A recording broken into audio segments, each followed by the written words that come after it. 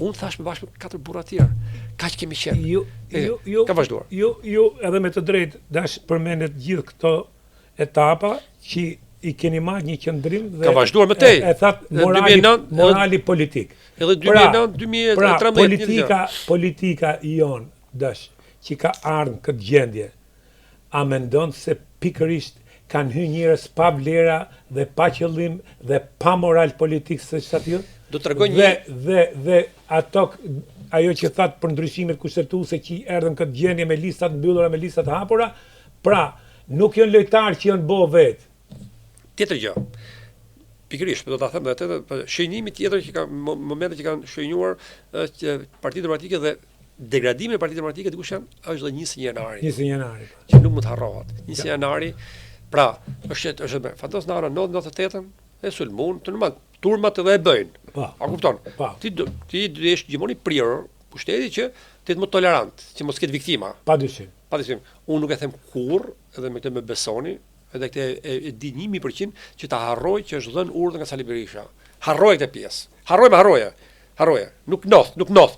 Por budalliku, çmenduria, idiotizmi politik dhe idiotizmi i ministrit Mrençëm dhe i drejtorit gardës, të cilët shkojnë me armë, punojës e gardës, policinë e shtetit, për të ruajtur kryeministrinë, në një kohë që ka mjete të tjera përpara gjë shumë gjëra tjera, ndodh pastaj që hum gjithçka, logjika arsye. Jo, të lutem ndalon ke ai? Po prit një minutë. Të lutem, për mua nuk ndalon ke Sali Berisha. Me gjë. Tani jam disa me bindur. Përgjegjësia them. Ja. Përgjegjësia politike ka aq sa ka, por përgjegjësinë e parë kanë dy njerëz, jam ministri Mrençë, i cili ka varësi komandantit e gardës dhe komandanti i gardës. Po si hierarki. Si hierarki dhe kontroll dhe gjithë gjëra, se nuk komandon forcat Sali Berisha. Nëse del ministri Mrençë tani, që thotë që ka dhënë urdhë Sali Berisha, është të gjë. I famshëm Luzim Basha, që është ministri Mrençë në kohë. Apo Andrea Prendi që ka qenë komandanti i gardës, po unë nuk e besoj një gjë të tillë sepse dëmi do të ishte shumë i madh dhe ishte i madh ndaj zotit Berisha, që i binte si kryeminist, se kishte të lloj qasje, duhet më thonë, unë nuk kam as frikë asgjë, ja them ato që si më ndodhi si janë vërtetat. Iku kjo. Pastaj çmenduria kolektive, eksitimi kolektiv i Partisë Demokratike mbas 2013-s kur ndolën në opozitë me 2015 me zgjedhjeve me ndarjen territoriale që është e tmerrshme. Dëgjoj tjerë. Do të marr vetëm 2 qarqe, nuk po merrem gjithë se s'ka kohë. Në kuptimin në kuptimin e arsyetimit total, po mjafton që ilustrimi vjen. Po. Marrim qarkun e Gjirokastës dhe qarkun e Kukësit. Qarku i Gjirokastës ka 4 mandate tani në sistemin proporcional rajonal. Qarku i Kukësit ka 3 mandate. Po të shikosh në ndarjen administrative, po të shikosh në bashki, qarku i Gjirokastës që ka një mandat më shumë si deputet edhe një numër votuesi më pak më shumë se sa Kukësi, ka 7 bashki. Wow. Kurse Kukësi ka 3 bashki. Kukës has Tërboj.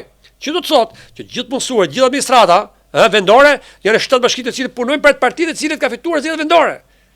A e kupton kështu bë kjo? Këto nuk morën pjesë fare. Ikim. Kalojmë tek Nuk mori pjesë Luli. Nuk mori Luli pra opozita pra. Kjo Partia Demokratike lutet. Ikim këtu. Kalojmë në vitin 2017.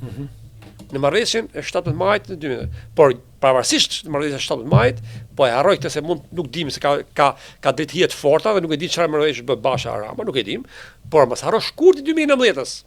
E tmerrshme.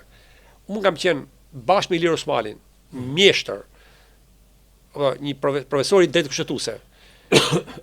Shumë i zoti, bashkë me Vitor Gumin, bashkë me Fatmir Xhafën, bashkë me Damian Gjinor nuk ka qenë atë kohë, pas ka qenë në parlament, ne kemi qenë komisioni i ligjeve, kur janë bërë ndryshimet e 1 prillit të 2008-s, që kanë qenë në debat si komisioni i ligjeve i bërë dhe diskutime, arsyeja që Ilir Osmani parashikoi që në sistemin proporcional në listat, në momentin që larg qofsh vdes njëri apo hyn burg njëri, e zëvendëson lista pasardhëse.